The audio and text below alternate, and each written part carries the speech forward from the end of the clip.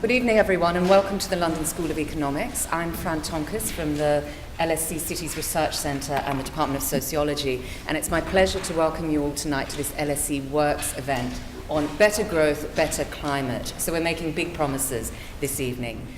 This event forms part of the LSE Works series. This was founded in 2011, and the aim of this series is to explore the implications of the work of LSE research centres and institutes, particularly in respect of public policy. So trying to create that interface between academic research and the world of policy intervention. Tonight's event is the third in the current series. Next week we have another lecture coming up delivered by our colleagues in LSE Health and Social Care, featuring Mara Roldi and Wyn Bevan. But tonight we're thinking about cities, climate and economies. I'll introduce shortly the first of our speakers, and he will say more about the Global Commission on the Economy and Climate, which forms the basic source for tonight's event. This is a major international initiative to analyse and communicate the economic benefits and also the costs of acting on climate change. It's chaired by former President of Mexico, Felipe Calderón, and it is also headed by Professor Nicholas Stern of this parish, the head of the Grantham Research Institute here at the LSE. The LSE Cities research strand was led by LSE Cities and has resulted in the report on better growth, better climate, which we'll be speaking about tonight. The format will be three speakers. Firstly, Graham Floater will talk about the substance of the research, the report, and the work of the Commission. He'll be followed by Philipp Rodi, and then Dimitri Zenghelis will conclude with some comments and raise some questions before we open it for discussion to the floor. I'll introduce each of the speakers singly as they approach the rostrum. And firstly, it's my pleasure to welcome Graham Floater to begin this evening's event. Graham is a member of the LSE Cities research team. He's a former advisor to the UK Prime Minister and was a senior official at HM Treasury. While in his capacities in government, he served under Tony Blair, Gordon Brown, and David Cameron. So there's rather a lot to blame him or thank him for variously. He has particular interests in international trade, in finance and market analysis, and also in smart cities, which is his particular contribution to the work of LSE Cities.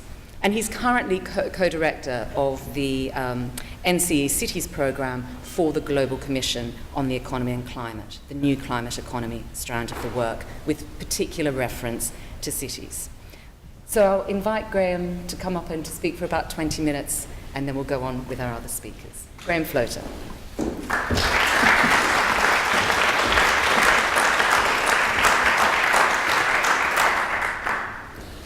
Thank you very much, Fran, and pleasure to be here, as always, particularly presenting with Philipp and Dimitri, who are both entertaining speakers. I will try to keep up with them tonight. I realise that even though I managed to dress down tonight by not wearing a tie, Dimitri has still gone one better and is wearing his familiar red jumper. So there's nothing I can do when it comes to the style stakes. I'd like to kick off tonight to talk about the New Climate Economy project, which is the flagship project of the Global Commission on the Economy and Climate. And the purpose behind it was a realization that there is at least a perception of a conflict between, on the one hand, economic growth, and on the other hand, tackling climate change. That is often a false perception. But nonetheless, there are some real challenges when it comes to understanding and also steering the global economy in such a way that we can have a better climate as well as better growth. And as the New Climate Economy project sets out, one of the most critical and urgent challenges facing countries today is achieving economic prosperity and development while also combating climate change. That's at the core of what this project is all about. As Fran said, the Global Commission is chaired by Felipe Calderón, former President of Mexico, and is composed of 21 global leaders, many of them former presidents and prime ministers from around the world. And that in itself shows the importance that many people are placing on this area. Our own Lord Stern here at the LSE chairs the Economic Advisory Panel. There are other prestigious economists on that panel, 2 Nobel Prize winners. It's commissioned by 7 different countries around the world, and there are 8 partner research institutes, one of which is LSE Cities here at the London School of Economics, and many other colleagues at the LSE have also been involved, particularly from the Grantham Research Institute, but also from other parts of the school.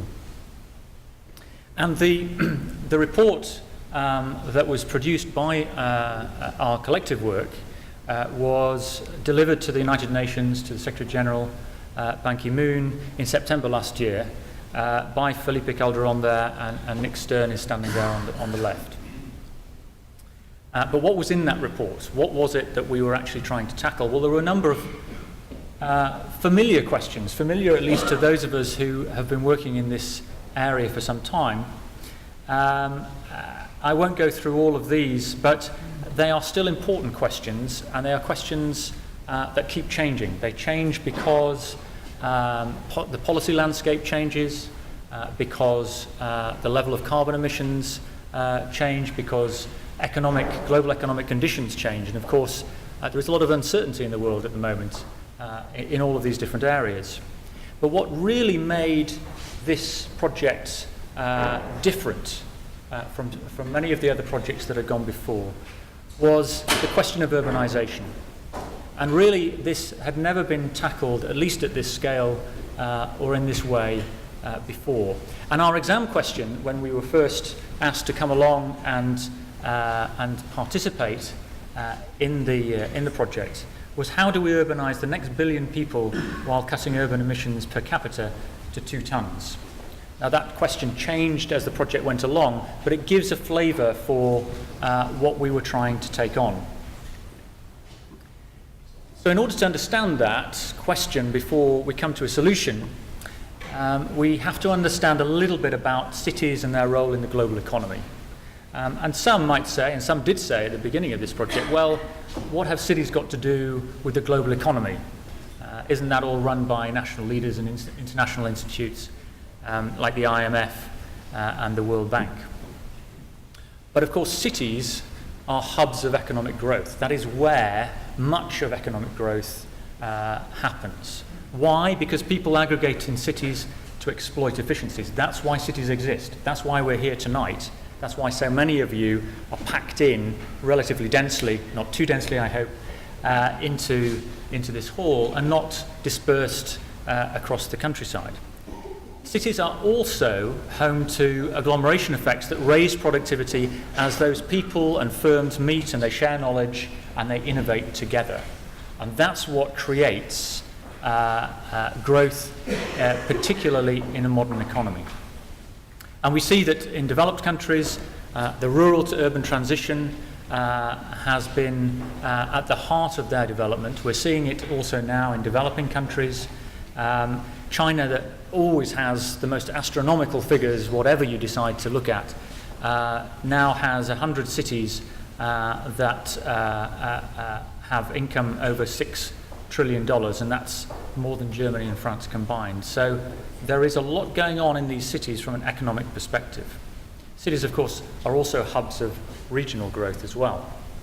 And if we look through history, back in history, we see that urbanisation and economic development have gone hand in hand. There are some blips and some zigzags and some changes along the way, but on the whole, the two go hand in hand.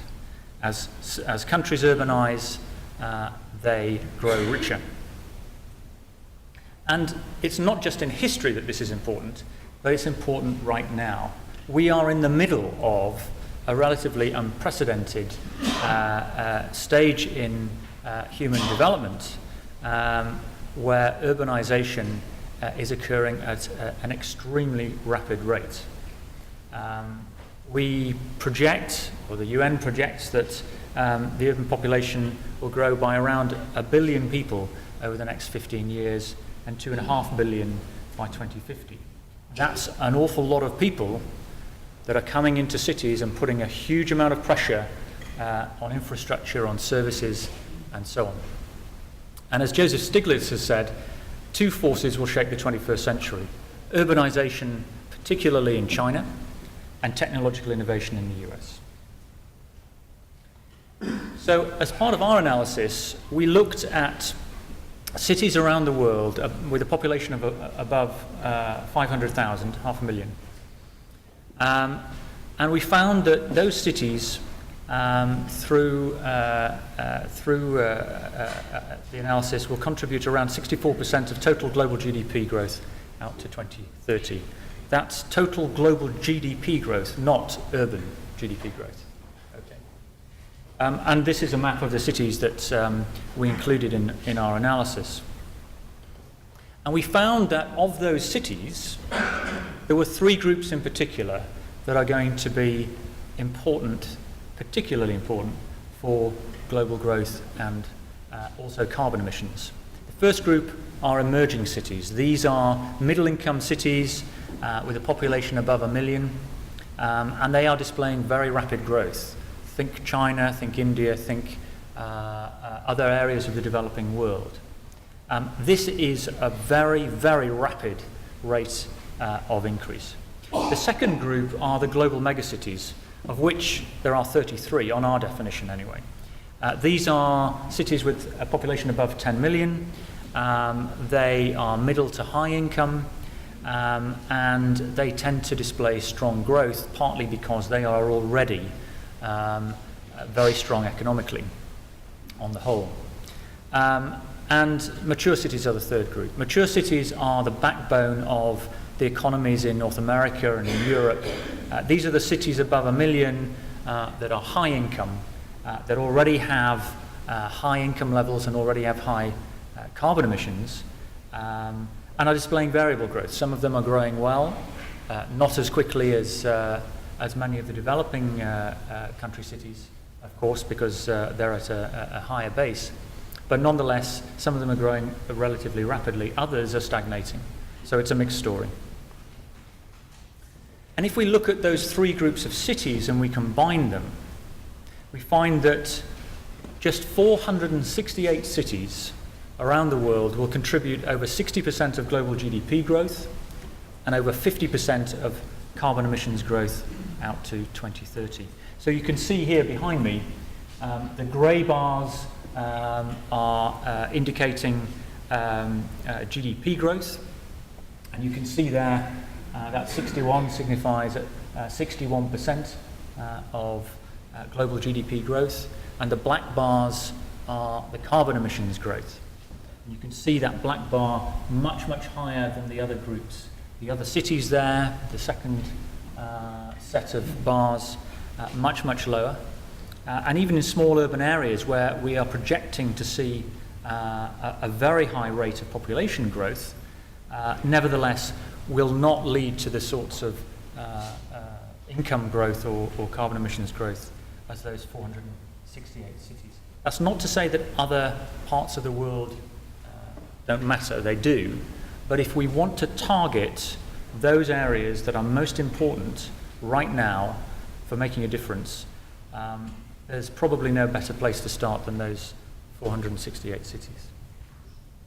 And if we break it down a little bit, through our analysis we looked at the different sectoral splits and projected what the growth would be in those different sectors. We see that, for instance, in those emerging cities, the industry sector, the second one there from the left, is going to see enormous growth, from about $3.7 trillion US dollars in gross value added today to over 11 trillion by 2030.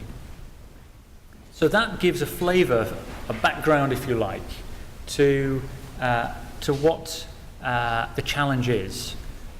And much of the work that we did was really just understanding what the challenge is. And I'd like to thank Roxana and Bruno and Nicholas and others who were involved in that work. It was a huge piece of work, and so thank you for that. So we're looking at a world and a business as usual of city growth and city carbon emissions. But there are costs involved as well. There are economic costs as well as those carbon costs. And there are social costs. And the important thing for us to realize is that policy choices today will have a real impact on the world of tomorrow, because particularly in cities, the choices that are made will lock in the urban form of cities for the future. Not just next year or in 10 years, but for centuries to come. If you think of the urban plan of London, much of it hasn't changed for centuries. If you lock in an urban form that is inefficient in terms of energy use, you're going to get higher carbon emissions. If you lock in inefficient infrastructure for transport, people will not be able to travel around at speed, get to where they need to go to, or simply walk around the corner to be able to do their work. And that creates inefficiencies, that reduces productivity. It is not just an energy and a climate question, it is an economic question. And the risk is particularly high for those fast-growing emerging cities, because if you take India, 75% of their buildings and infrastructure in 2050, that will exist in 2050, hasn't been built yet. So we've got a real opportunity to determine how many of these cities are going to look in the future. I say we, I mean those policymakers that are in places like China and India and others. But I'm also talking about policymakers who are here in London and in the rest of Europe and the United States, where a lot can be done to retrofit cities in a way that makes them more efficient and makes them better suited to tackling climate change. So let's get one thing clear. Much of today's urbanisation is poorly managed.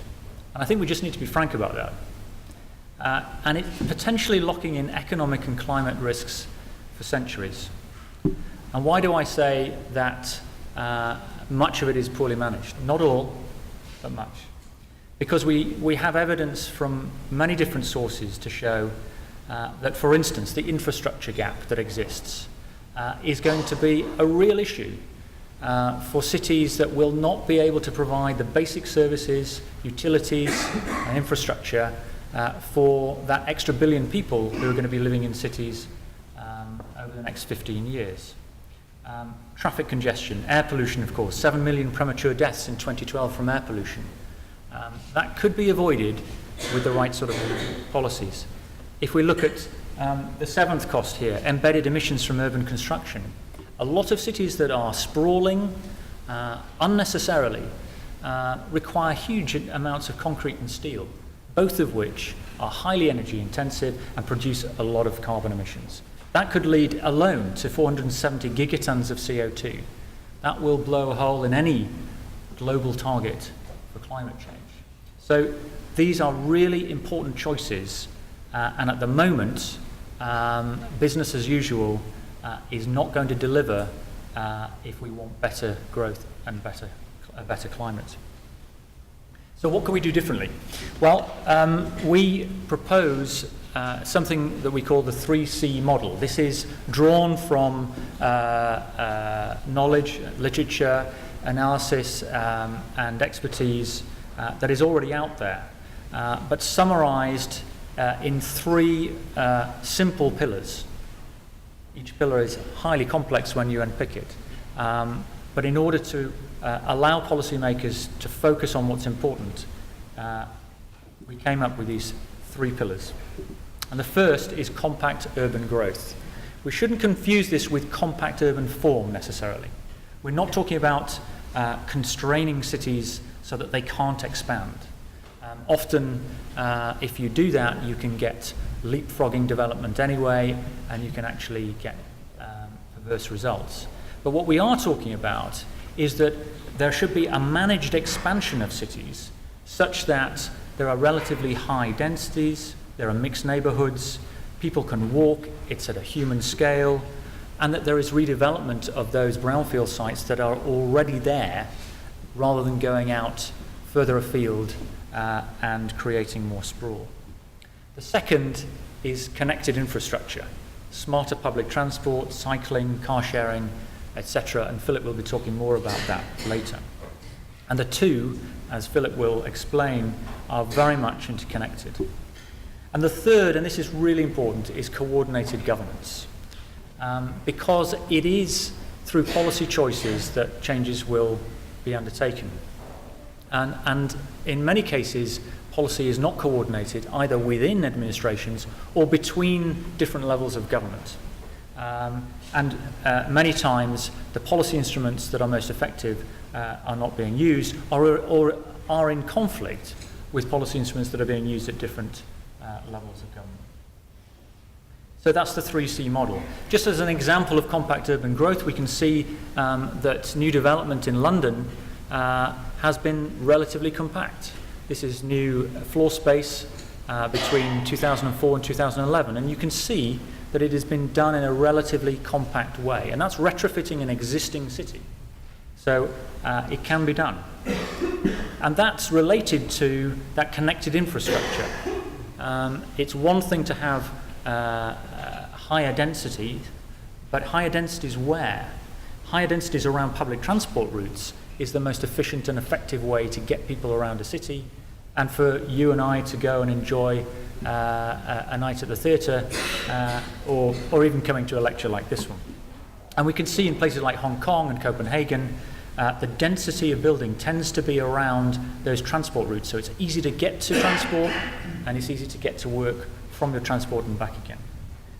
And it's because of these that an old study, this is a call for researchers to go out and update this kind of work, showed that Copenhagen transport costs were about 4% compared to Houston's 14%, simply because of the urban form and the infrastructure. And in terms of governance, well, we've talked about multi-level governance, absolutely key. It also requires city leadership. If you don't have a strong mayor and a strong team in the city, things will not happen. And it requires a certain degree of fiscal control, and I think national governments have to accept that, even though they might be uncomfortable about it. It's no good leaving the responsibility to city governments to sort out planning, but on the other hand, provide them with no devolved fiscal powers. Transparency and accountability are going to be key to this, and I am not underestimating the challenge there, but it is something that needs to be done. We are seeing some steps in the right direction in terms of e-governance in certain countries. India has been pioneering some of this. And integrated policy programs. Again, cities are very complex, and it is no good trying to have a reductionist solution where one department is sorting out one problem somewhere, another department somewhere else. It has to be an integrated approach. And if we look at some of the benefits of that 3C model, some of the analysis that we commissioned showed that in the US alone, they could actually save $200 billion a year from reduced subsidies in sprawl. That is what it costs the US in terms of sprawl today. We also looked at impacts on productivity. There's a whole story about the way in which Chinese cities have been expanding and where the incentives have really been in the wrong place. And maybe we can talk a little bit about that later on. And of course the health benefits and lower carbon emissions. So part of the analysis that we did looked at how many tons of CO2 could be reduced just through global transport policies. And it could reduce about 1.5 billion tons. Relatively small compared to the bigger picture, but still a very important piece of the solution. Some cities that are taking the lead, or taking a lead at least,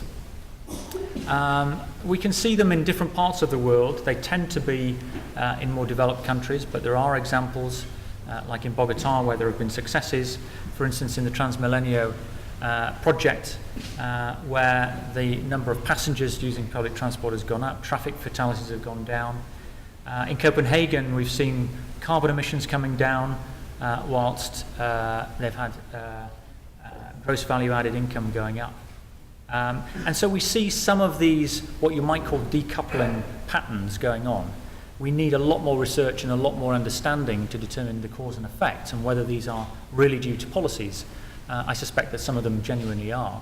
But that's an area where really we ought to do some more work. So just to wrap up my part of this evening, the recommendations of the Global Commission for Cities were sixfold. First of all, better urbanisation, better urban development, and it needs to be not just about cities doing this, but it needs to be a central element of national economic development strategies. And this is one of the problems we face today, this differentiation between what happens at the city policy level or the regional policy level and the national policy level. It needs to be nationwide. This is important for national economic growth and therefore needs to be coordinated. Nonetheless, at the same time, we need to give cities the autonomy that they require to make the decisions for themselves where necessary, and that includes fiscal autonomy. We need pricing to price the negative externalities of air pollution, of carbon emissions, and so on. We need to redirect investment. That does not mean extra costs necessarily.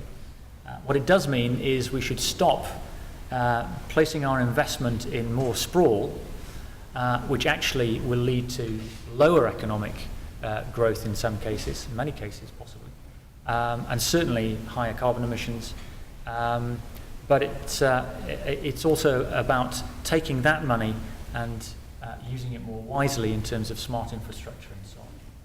Planning and governance are absolutely key, and is probably one of the biggest weaknesses out there, but cannot be ignored. And also financing models. We do need to include a whole range of financing models, whether it's multilateral development banks helping cities in developing countries, instead of building roads, building smarter infrastructure so that people can get around. It's also about financing models that include the private sector when used wisely. So those are the recommendations. I will leave it there and look forward to some of your questions later on. And now I'll hand back to Fran and Philipp. Thank you very much.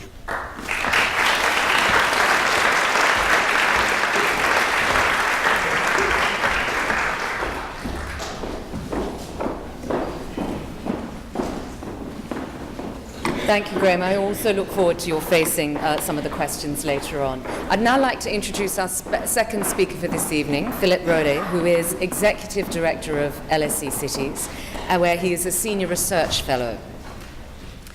Philipp has a planning and engineering background, and as a researcher and consultant in recent years, he has been directing interdisciplinary projects dealing with issues of urban governance, transport, city planning, and urban design, and he'll be speaking to some of those themes this evening.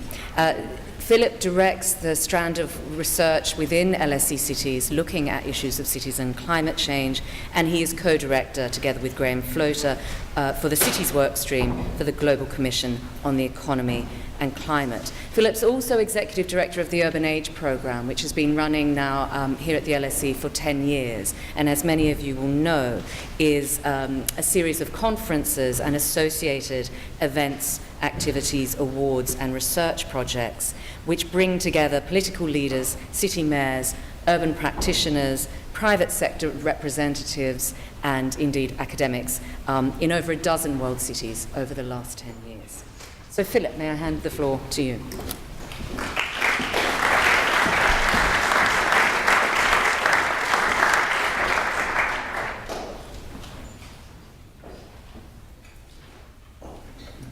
Thank you very much, Fran. Good evening, ladies and gentlemen. It's wonderful to have such a turnout tonight, and I look already forward to a more engaging back and forth conversation after we have also heard from Dimitri. Now, I will build on what Graham just illustrated and use the specific example of transport and urban form in drilling deeper into this issue of a new climate economy and how cities play a particular role in that regard. I'm going to structure my talk into 4 relatively equal parts. I'll first introduce what we consider urban accessibility pathways, critical combinations of how we move in cities, the transport infrastructure on the one hand, and on the other hand, the urban form, the overall structure of the city. These come together, and it's important that we raise awareness of the two belonging together. I will then talk about the implications of these different transport-urban form pathways, talk a bit about current patterns of development, both spatial development and transport patterns, to finish up with how we enable better urban accessibility.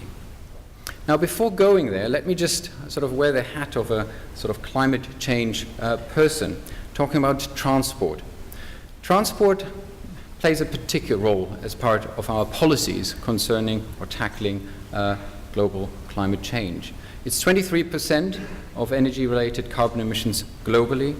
It's the fastest growing emission, and if we are going ahead with a business as usual scenario, we are going to double the emissions by 2050.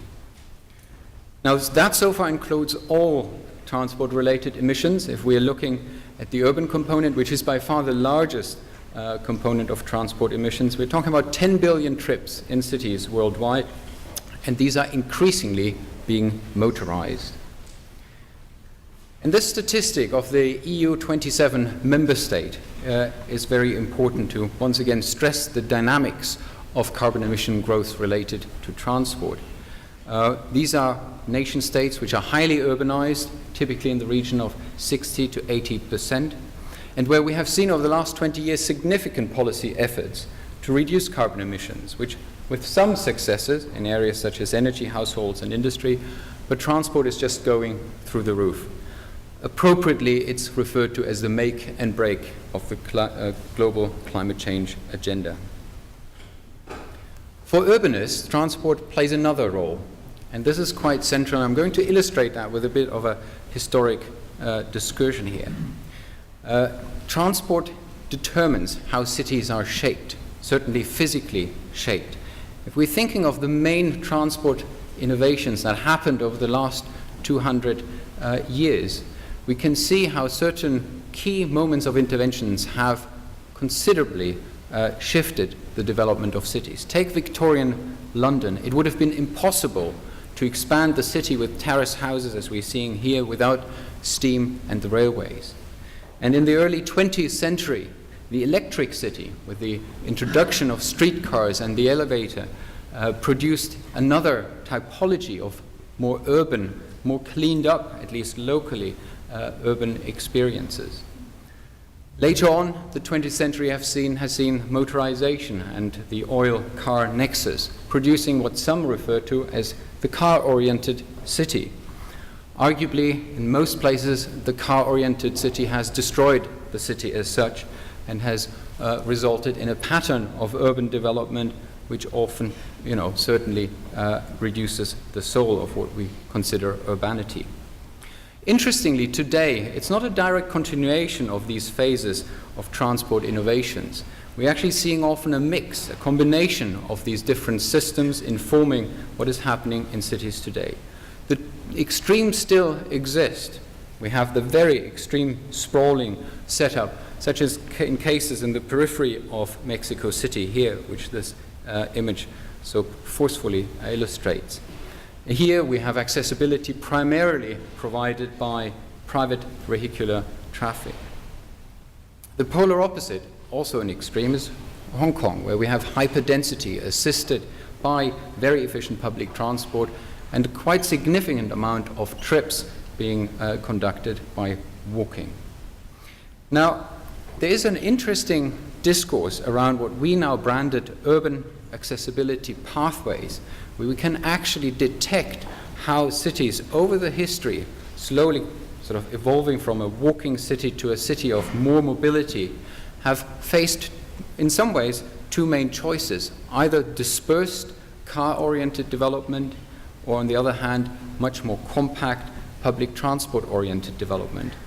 This is a very path-dependent development. It's hard to escape, and it's not linear. In fact, it's quite a self-reinforcing cycle of pattern. This is the case for sprawl and automobile dependence. Once you are located anywhere on this chart, we are in a spiral that self-reinforces the dynamics and makes it incredibly difficult to break out of those tendencies.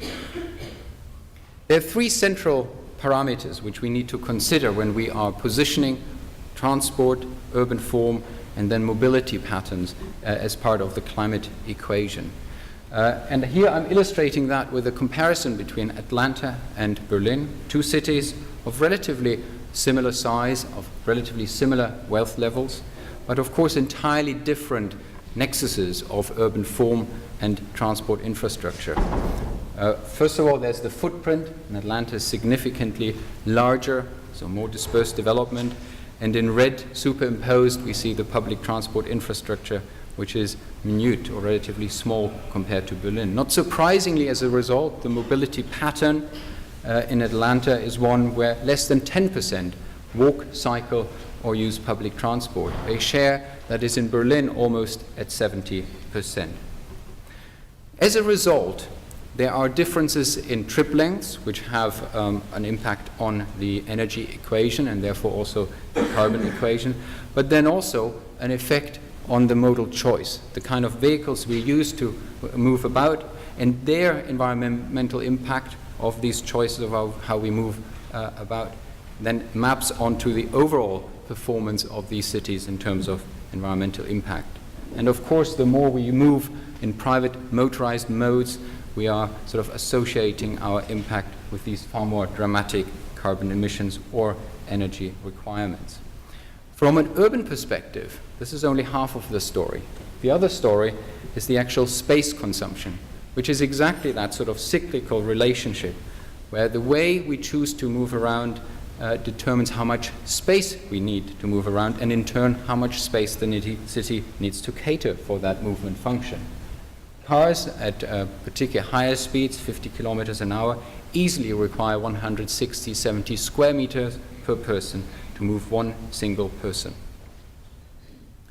So let's move on and map that onto sort of implications for cities. What we're seeing here is the employment density of Greater London, indicating the enormous compaction of employment in its center, with more than 140 persons per square kilometer working. This is a function of the deindustrialized city. This is exactly the type of productivity which London is able to provide. The proximity of people working together creates something which is of enormous productivity and value to the economy. How this density relates to how people choose to live is, of course, the central question for transportation, and connecting those two is critical. There's tentative evidence that we will see in the future a far greater synergy of working and living, and that indeed the compaction levels we know from employment in the post-industrial city will profit not only for finance, real estate, but also for innovation, for technology, for research and development, will profit from a far greater mixity of those functions. Now, if you want to access these compact, compressed areas of activity, of urban activity, of areas which allow for sociability in cities with cars, you of course get congestion. And congestion is a major threat to urban economies. It leads to enormous losses in productivity. In the case of Beijing, there are projections that this might be in the region of 15% of GDP.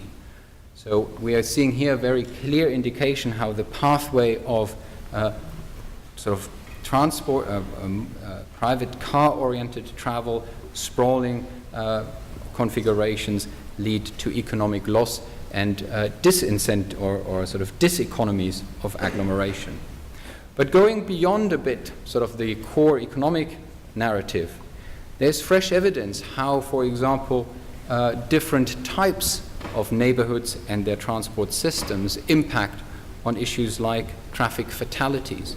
On this chart for a moment, leave aside the developing world cities and just look at affluent cities, how you have a significant decline of traffic fatalities per 100,000 residents when you move from a car-dependent, sprawling urban environment to a very compact environment, ideally with traffic demand management. Another area that recently gained a lot of attention is public health, where we're seeing healthier lifestyles being, of course, promoted in areas where we have opportunities to be physically active, where we don't have to rely on the motor car to move. This is a promotional poster by the Mayor of London a few years back, trying to get us on our bikes, not because of transport, that of course is an underlying agenda, but it is a public health concern that motivated this campaign. At LSE Cities, we have conducted a lot of work in yet again another area, a very complex area of understanding what's happening to our cities in terms of social exclusion.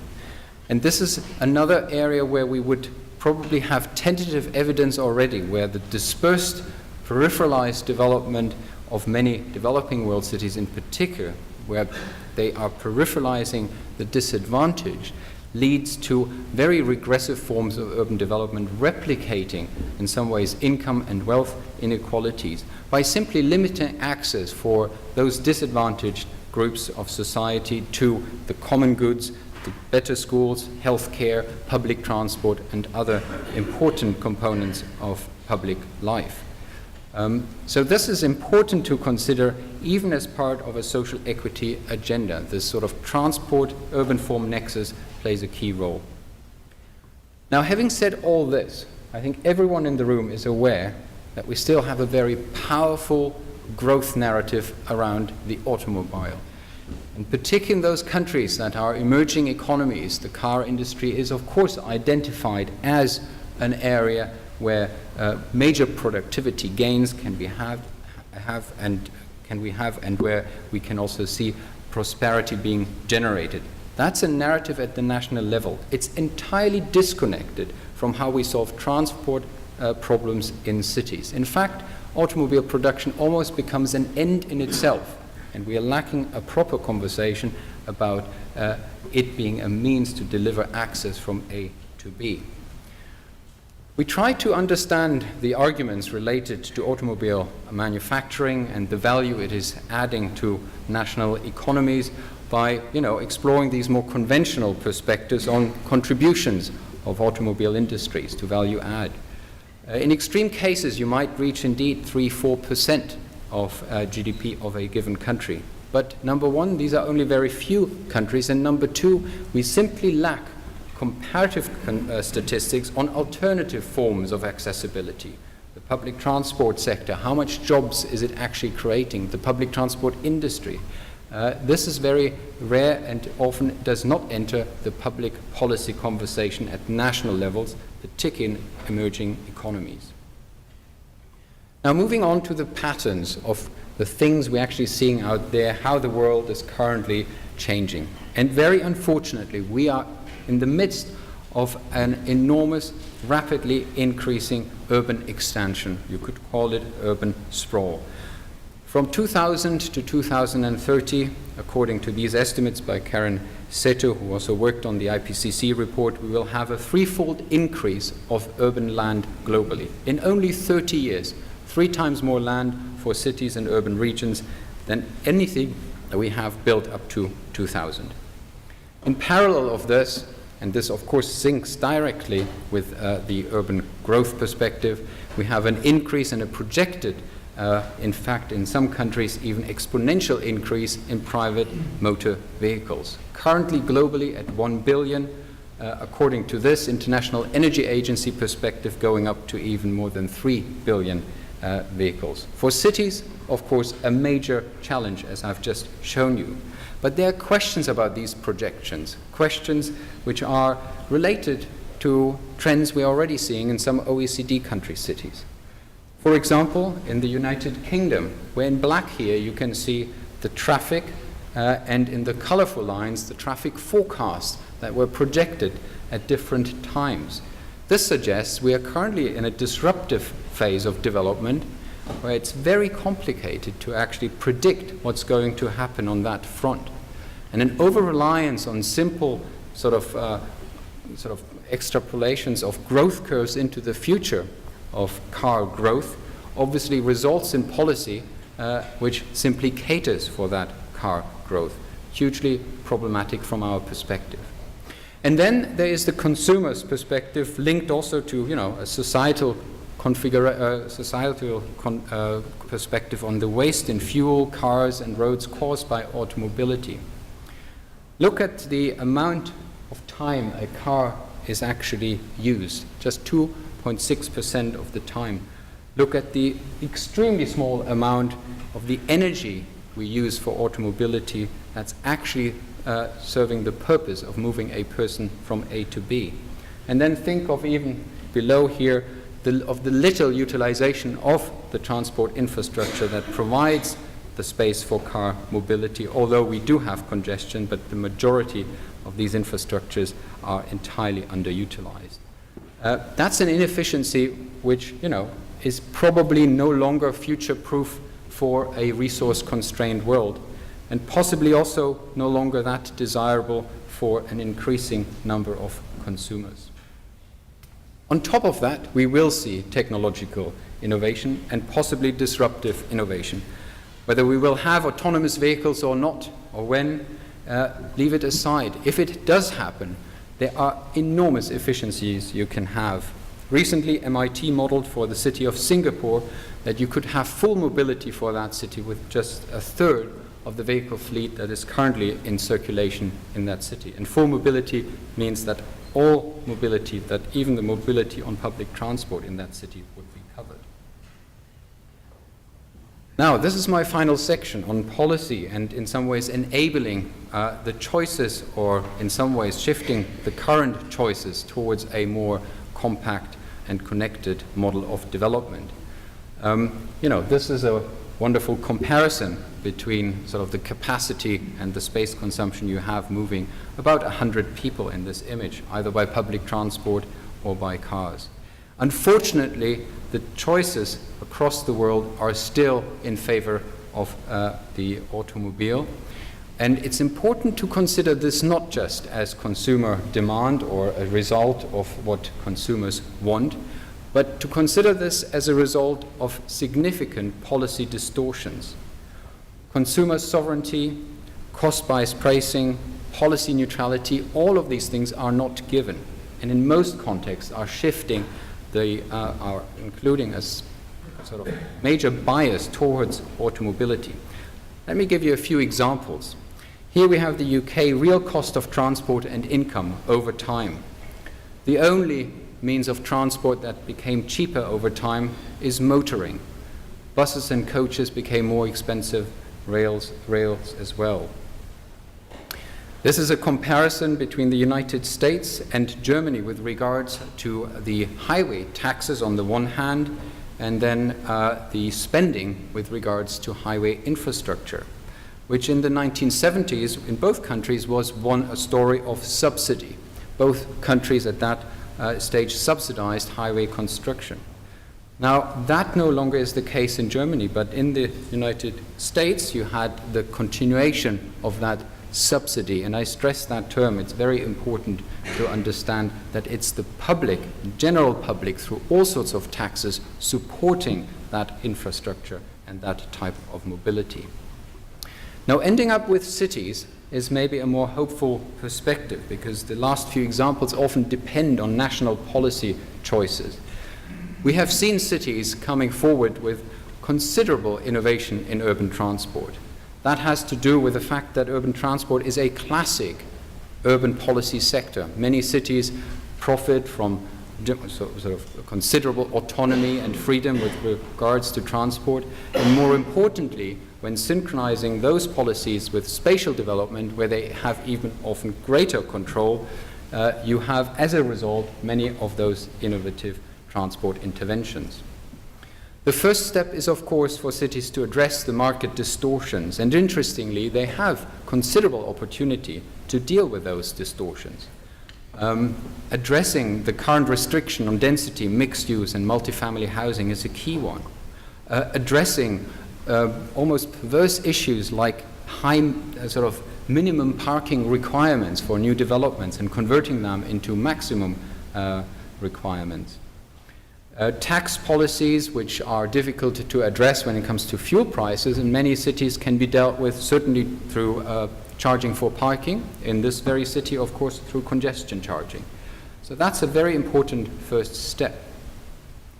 We have also seen technology helping significantly and really scaling a lot of the innovations over the very recent decade. This is an encouraging chart, but I do stress a lot of these things are really taking off because there are technologies around that enable bike sharing or car sharing. It's the mobile phone, the smartphone. Or public transport has become considerably more attractive because of mobile phone applications. And still, if we really were to consider the basics, we need to come back to creating policies that can break the path dependency of some of the trends which I showed in the context of sort of car-oriented sprawling developments. And the bus is one of the best examples of doing this. In Bogota, converting highway infrastructure into high-capacity bus corridors is a prime example. But we don't even have to walk that far or go that far. Just look a bit south of here, the embankment, where in 3 months' time we will have the inauguration of construction that will convert what was essentially up until now an urban motorway into a very generous cycle superhighway, confirmed only 2 days ago by the Greater London Authority. So to finish with this image, it's important that we recognize that the solutions are already with us.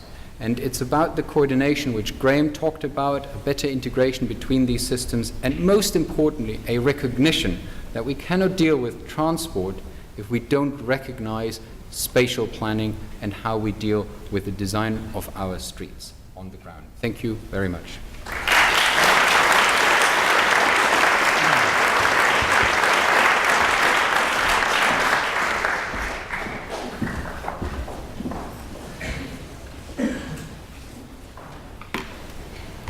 Thank you, Philip. And I hope that in light of some of the figures Philip was just showing us that none of you have driven your Porsche here this evening. That might have been a mistake in emissions terms.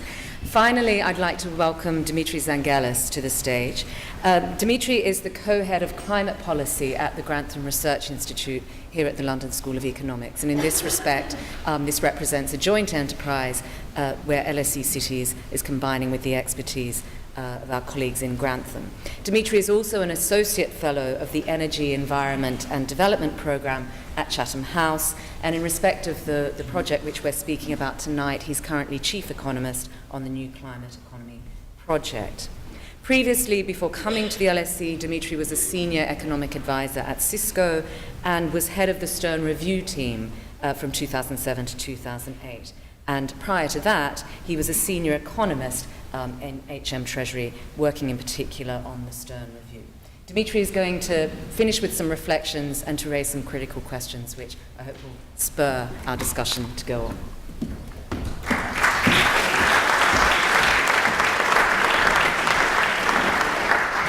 Thank you, Fran, and thanks to our two previous speakers for very powerful and compelling talk. So it's my role as a discussant to sort of be a bit disruptive and to question and challenge the speakers. And of course, that's very difficult because these are friends and colleagues of mine. I've worked very closely on a lot of this stuff, and I mostly tend to agree with it. If it was just a simple case of critiquing Graham's sartorial aspirations, this, of course, would be very easy. But it's not. So what I'm going to try and do is throw out a few challenges both to the speakers but also to the floor, which I think kind of emerge from the discussion that we've just heard. And the first, I think, relates to the fact that we're here at the LSE, and this we've seen two fine presentations which focused on policy but also focused a lot on the sort of spatial planning design dimensions, the geographic dimensions of this issue. And yet it would be, I think, very important to see how we can integrate this into the mainstream economics. Anybody who works on climate change or resource sustainability will know that we really don't have much of a chance of attaining either a 2-degree target, which is what our politicians have signed up to, or resource sustainability for developing economies if we continue to build our cities in a sprawling, unsustainable manner. 2/3 of the world will live in cities, perhaps more by the middle of this century. If we don't get the cities right, we won't get climate and resources right. And yet they are completely absent from mainstream economic modelling. And I think, we're here at the LSE. I think the scope for cross-disciplinary collaboration to try and bring these geographical issues into economics is quite high.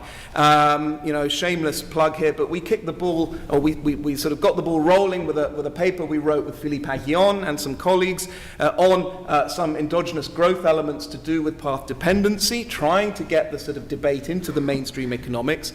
Because I think over the last few decades, economics has undergone a revolution to do with the endogenous growth phenomenon, which basically says that you can treat knowledge capital as a factor of production, and it has certain special qualities.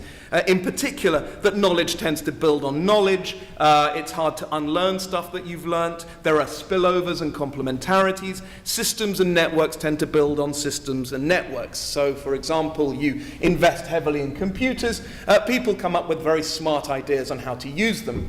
Therefore, computers become more valuable. Therefore, it makes sense to invest in them, and so on and so forth. And through learning experience and spillovers, the cost of computers come down, and you get an ICT revolution. But I think cities are replete with these kinds of examples that can be integrated into those kinds of modeling exercises. It means that you have path dependency. It means that you have multiple equilibria. That's a pain in the neck for modelers, of course. And it means perhaps that you might be better off trying to show that you can design the future than try and deterministically predict it, given that you have these non-stationary non-linearities. But that shouldn't stop us from trying to at least provide stylized theoretical illustrations of a path-dependent world, if it happens to be the case that the world is path-dependent. You don't want economists telling you, well, let's assume it's not. That doesn't help you answer the key questions that policymakers are interested in.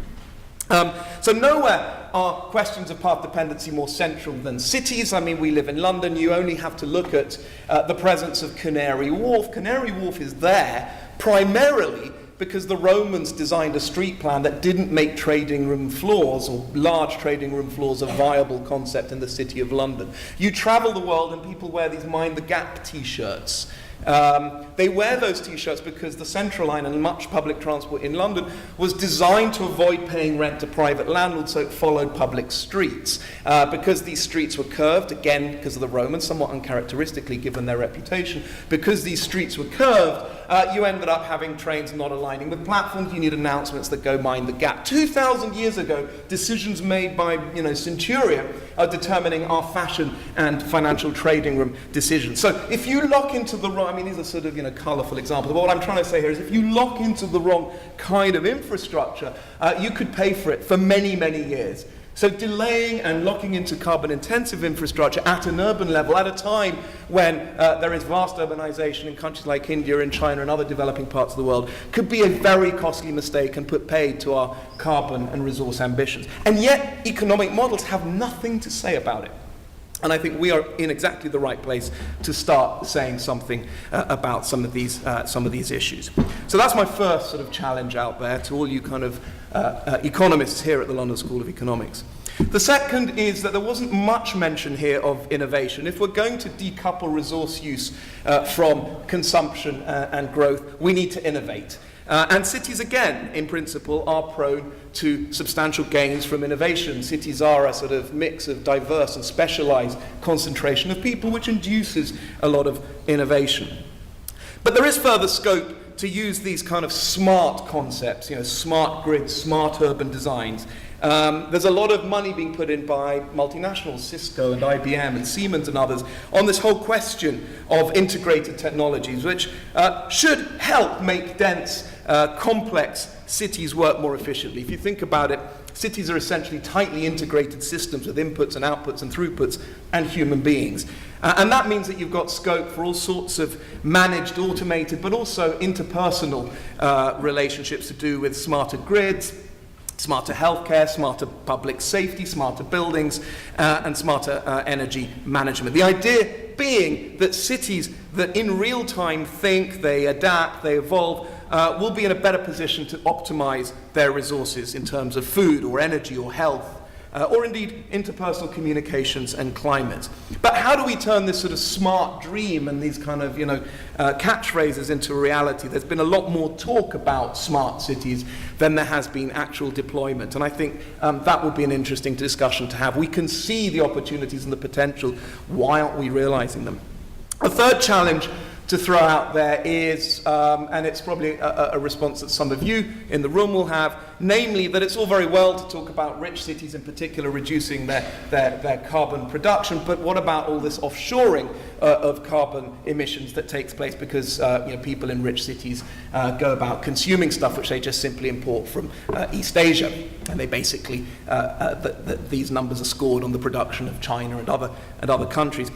I think it's a serious question, but to me it's a logical non sequitur when it comes to questions of designing cities so that they're denser with the use of public transport and with recycled resources and renewable energy. Unless you can show that somehow moves to reduce the production of emissions in cities somehow induces or causes extra consumption and people to go out and buy more iPhones, and there may be a bit of a rebound effect, but I doubt it's that prominent, then I see no reason why you shouldn't go ahead and try and reduce domestic production of emissions whilst also seeking to reduce consumption, which kind of leads to the next challenge I want to throw out there, which is, well, to the extent that consumption of manufactured goods and other offshored emissions is probably outside the purview of regional and local governments, because it's to do with trade deals and climate deals and so on.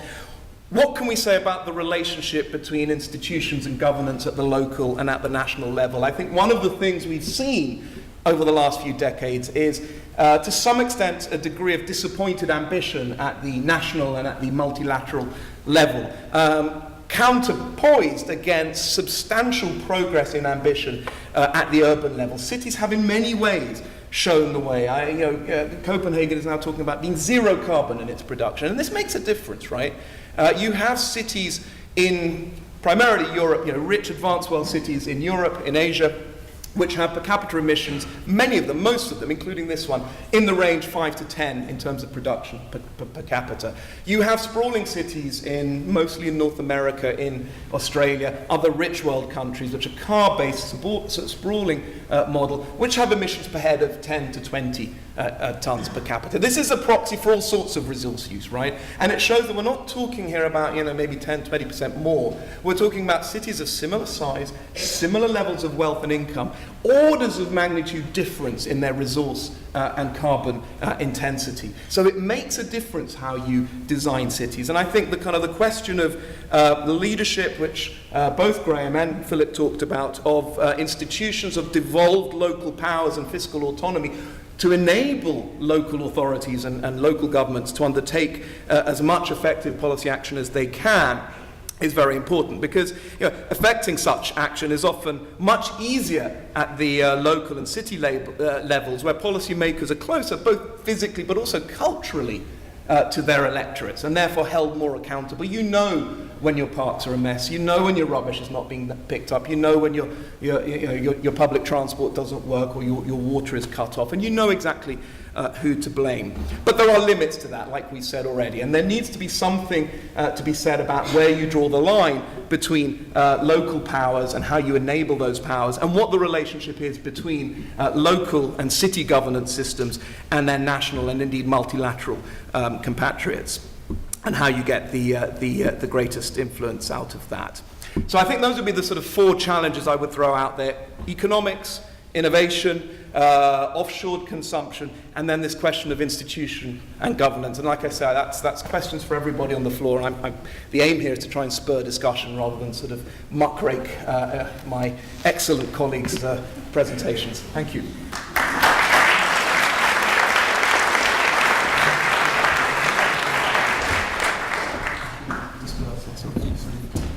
As you wish.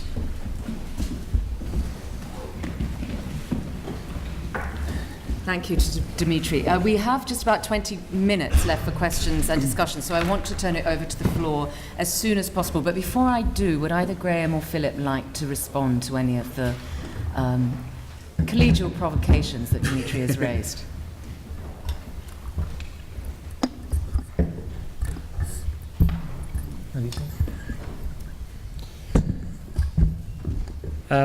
No, not really. Certainly not the sartorial question.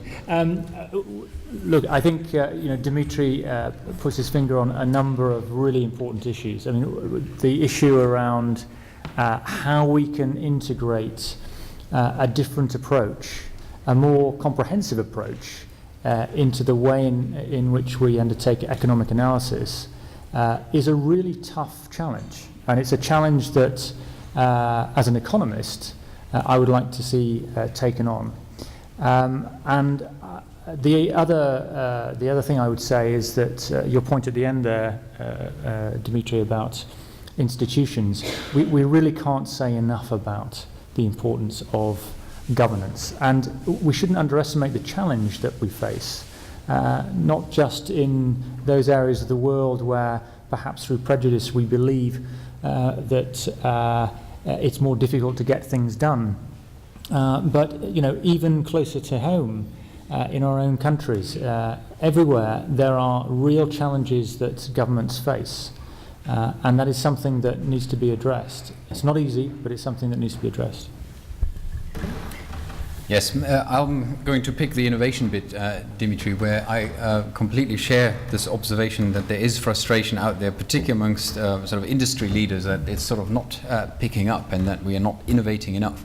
I would challenge that perspective. I think it has a lot to do with what kind of smart city technologies people would like to see. I mean, if you just think about the examples I referred to in the context of transport, how considerably different it is nowadays how we move, all of us, in London compared to 5, 7, 8 years ago with these smartphone applications. This is just often not part of sort of the more classic smart city proposition, but in fact it's at the center of it. And so I would blame primarily sort of very entrenched industry interests of very particular industries that are probably also losing out, that sort of create this idea that somehow this is not happening. It's happening so rapidly, and our pattern of moving in cities has already been altered significantly by those bubbling up innovations. Mm. Okay, let me turn to the floor. We have some roving mics. I think I don't have a mic, but that doesn't matter. Could I have an indication of people who would like to comment or question? And may we take 2 or 3 in the round? Okay. Thank you very much for a very, very informative talk. My name is Toshi from University of Westminster, majoring in economic policy. And my question is about the private financing. About how to mobilize the private finance for the sustainable urbanization. Which policy of demand pull or the production push or both? What kind of policy do you think is most effective and efficient in order to mobilize effectively the private finance to this kind of policies? Thank you very much. Thank you. And could we take the question from the gentleman behind as well? Hi. I was wondering if you could talk a bit more about how this might be financed. So thinking about my city of New York and how some transport changes have been financed. For example, City Bike, our bike share program, is relatively small geographically, and many of the areas that it could be serving most effectively, where people are far from the subway, are the areas that don't have it because they're not politically powerful and because it's advertising supported. And Citibank doesn't want to pay for ads in Brownsville, Brooklyn, but it does in Midtown, where subways are every 2 blocks. And if you also look at the development of the subway, it's similar with value capture. That's building more subways in Midtown, but not out in eastern Queens, which is a part of the city that's very car dependent, but also quite dense.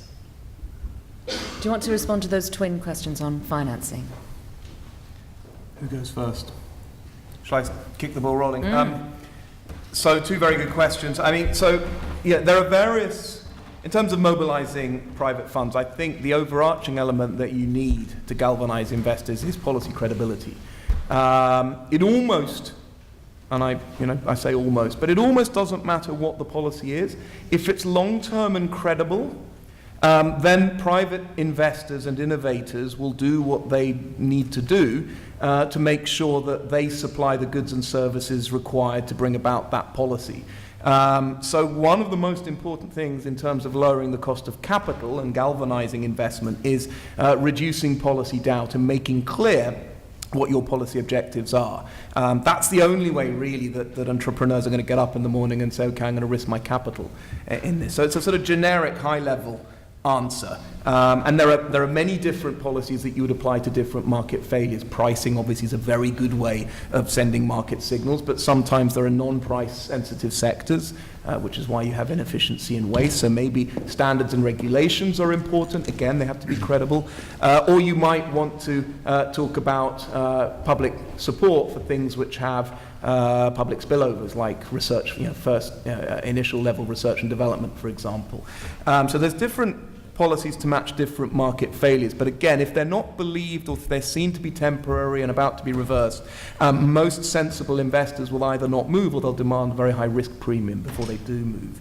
On the specifics of bikes and value capture, I mean, to some extent, you need to start a network somewhere, and you'll probably start it in the central, densest, and most profitable part. But to the extent that there needs to be public support to enable certain network externalities that those providers can't capture, then that is that there is a sort of a prior case there for policy support.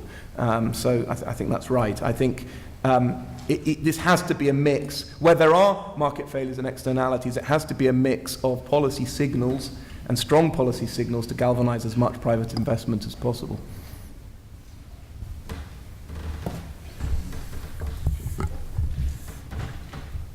Well, the first thing I'd say is that LSE should invest in more microphones, but I can manage to use this one. Yeah, I mean, very good question. Because it's a real market failure if you don't get the spillovers from Graham's wisdom.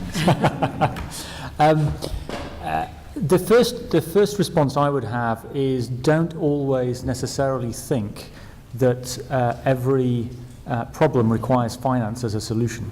Yeah. There are other policy levers that can be used, whether it's subsidies or reduction in perverse subsidies, whether it's regulation, whether it's information. I mean, I remember when we were when I was working in government, and we were interested in how we could get information out to people so that they could understand that insulating their loft or insulating their walls would save them money, because at the time most people didn't even realize that. Information asymmetries, imperfect information is something that government intervention can address and is free or at least cheap. Procurement, of course, is a major potential policy lever for cities. Certain cities, like here in London, have huge budgets into the billions of pounds or dollars. And that is a real incentive that can be used for the private sector to come in and find solutions. You can actually create entirely new markets through procurement. If you think about electric buses, the private sector would not simply come out to produce electric buses necessarily, given the upfront costs of research and development and possibly the higher costs, at least in the early stages of operations. But if a government comes along and says, this is the market, it's electric buses or no buses, then the private sector has something to respond to and gives them an incentive to make a profit, whilst at the same time addressing a market failure. Public-private partnerships can work extremely well. They have to be very carefully crafted, but there are numerous success stories where putting a relatively small amount of upfront funding from the public sector allows to just take away sufficient risk to the private sector that they will move in, and you can leverage 6 or 7 or even more times the amount of funding from the private sector that way. To give one example, in Stockholm, we've seen at the Royal Seaport a new innovative area where they're wanting to experiment with a new smart grid. The national government are coming in with funding where if you put in $1 million then, or $500,000, then private sector companies will come in and match that funding and also provide their R&D. And the final thing I would say is knowledge sharing is enormously important.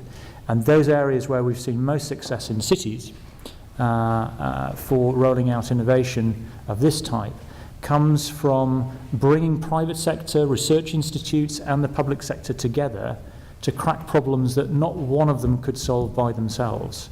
And that requires city leadership in order to get people together and solve the problem. So there is no one solution. I'm sure Philipp can tell you more about the Hong Kong method of using development incentives along public transport routes. There are many different forms, and there is no one set solution for any particular city. There are a lot of policy instruments out there, though, that could be used. Philipp, can you extend the city bike share scheme for us, or is that beyond even your capabilities? No, yeah, well, it's beyond my capabilities, clearly. So the New York case is troublesome. I mean, it is a reality that this scheme is really rolled out in areas where people are asking for it and where the investors into the scheme can see that they get returns.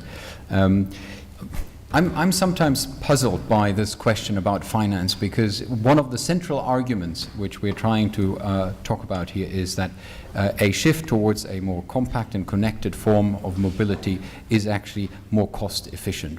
And we have seen very, very powerful shifts of budgets, of existing budgets, without adding sort of additional, even private finance, making huge differences to the Bogota scheme, for example, the BRT scheme, where this is sort of shifting money away from highway building, road building, and putting it into public transport. And I think being very much aware of that shift in itself being an important tool, I sometimes wonder whether sort of opening up these so-called innovative finance routes basically are a form of shying away from sort of the real structural change that is required.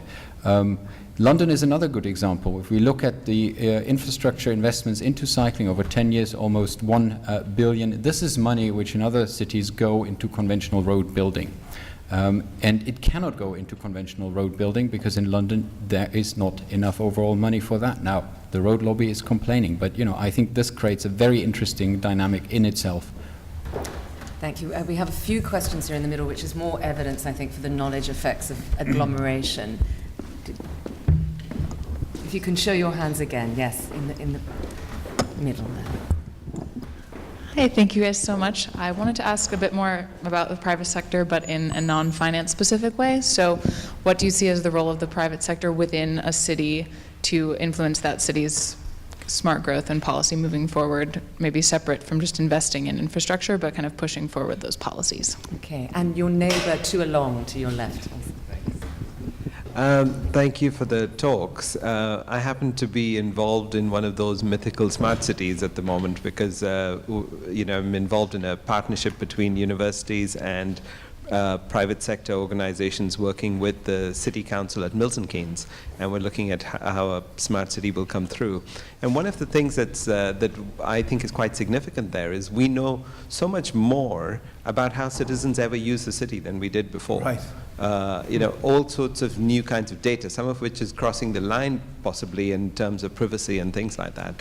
But I didn't hear you folks talk about the role of information and data. Perhaps you used the innovation word, but you didn't talk about that. And I'm just curious whether you think that, from an economist's perspective, whether data and information and new ways of understanding things, especially because one of the things that happens in Milton Keynes is that this data either we didn't know before, and we're knowing it for the first time, which is how a citizen might actually use the water supply or the city, but also maybe that information was known, but it wasn't shared outside a very small community, and now we can share that. So I'm just curious if those impacts were things that came up in your work. Okay, and at the back of this section.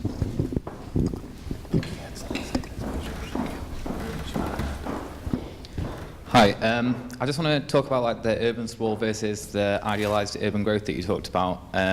You said that Houston uses 14% of its GDP on public transport, but then it's defined as a car city. So I just want to know how cities like this negotiate that boundary, or how can they adapt to a more ideal model. And then also there was a part in yours about employment being like 141,000 people per square kilometre in London compared to residents being only 27,000. But there's a bit more at play, like house prices and things like that that drive people. So what's the role of the suburb in all of this? Okay, and conscious of time, I will ask just to take the one question down the front here. Thank you. This is very much related to those two questions, really. I was taken by the statistic, I should stand up, that, you know, 3/4 of the growth of the new city development, the urbanisation, is yet to come. And I was really just wanted to ask, how good can it get? What is an idealised model for that future city, and how do cities like London fare in comparison to those new cities, and are there good examples of really new cities with good models? And can you cope with one last question from the front row here? And then you will be speed responding. In my experience, the investment tail wags the spatial planning dog.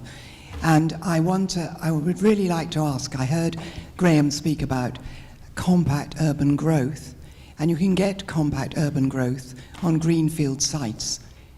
And no, in my experience, developers, investors always want greenfield sites, don't want brownfield sites. And so there's a huge danger that you could get a whole distortion of spatial development. Okay, thank you all.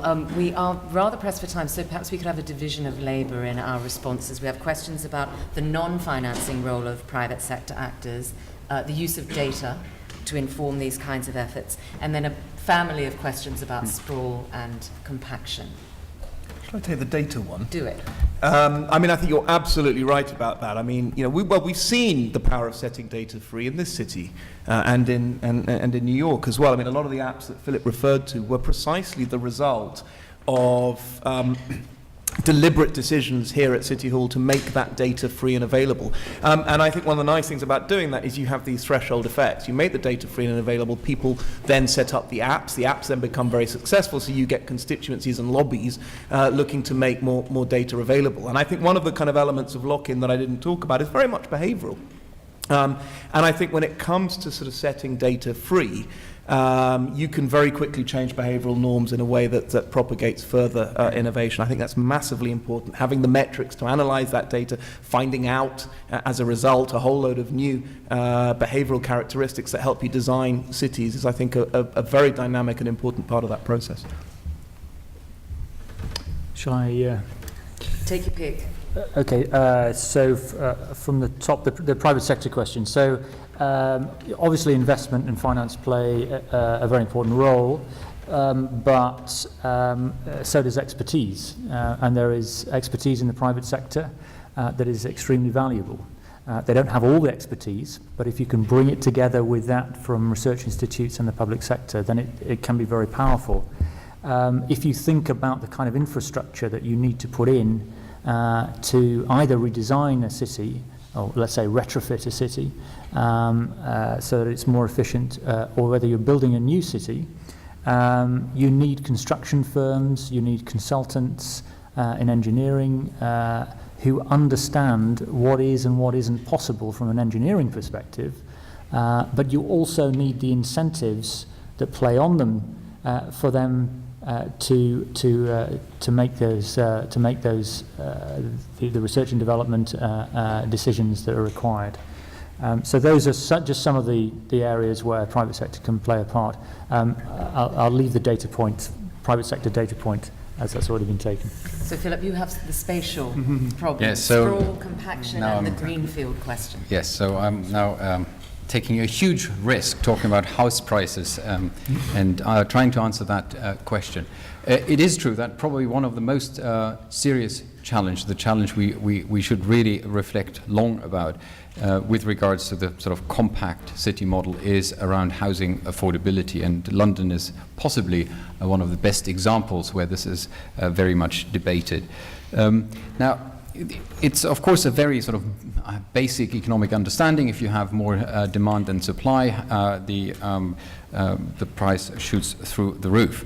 There are two answers to the dynamics here. On the one hand, we have maybe compact city policies which do distort the situation and may lead indeed to higher house prices. On the other hand, we need to be far more careful of simply blaming questions of sort of limitations to horizontal expansion, the famous green belt.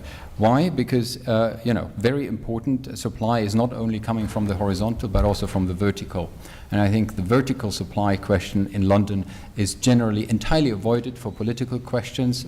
No one is sort of very seriously considering questions of intensification of suburban London, although you have enormous underutilization of transport. The use of the tube in outer London is half in terms of person per mileage compared to New York's subway. So there are real opportunities out there, and there are calculations floating around. If you were to just convert, maybe 20 or 10% of semi-detached housing in outer London into a more compact urban form, you could accommodate all of London's housing growth. So I think what I want to send back the message to you about the affordability question is we need to have a far more serious conversation about housing typology. And often our conversation in London in particular about where to grow the city is a sort of code to talk about what sort of preferential housing typology and therefore what kind of housing needs to be built. And I think this is exactly where far greater flexibility needs to be put forward, and we need to show increasingly that good apartment living does not mean it's family unfriendly. And this is, I think, a particular concern for this city. Let me just very briefly come back to two other points. So in terms of suburbs, what is their role? And in terms of building on greenfield sites, in a way you might call that different sides of the same coin, but they're not actually. They're just different elements of a very complex problem. And I think the most important thing to take away from the work that we've done here is that there are no simple solutions and simple sound bites. Everything is context specific. So well-managed urban growth should be avoiding exactly what you're talking about, Nikki. It should be accepting that there are existing suburbs in existing cities that can't simply be ignored, but have to be understood in order to have better managed growth. So it is complex. We shouldn't look for simplistic sound bites, but there are solutions out there, city by city, and we should be going out there and looking at them. It's very gratifying to have an economist finish on spatial questions. It speaks of the kind of interdisciplinary work that's being done here. Thank you for your comments and questions from the floor, and thank you all very much for your engagement and participation here tonight. And thank you to our panelists, Graham Floater, Philipp Rohde.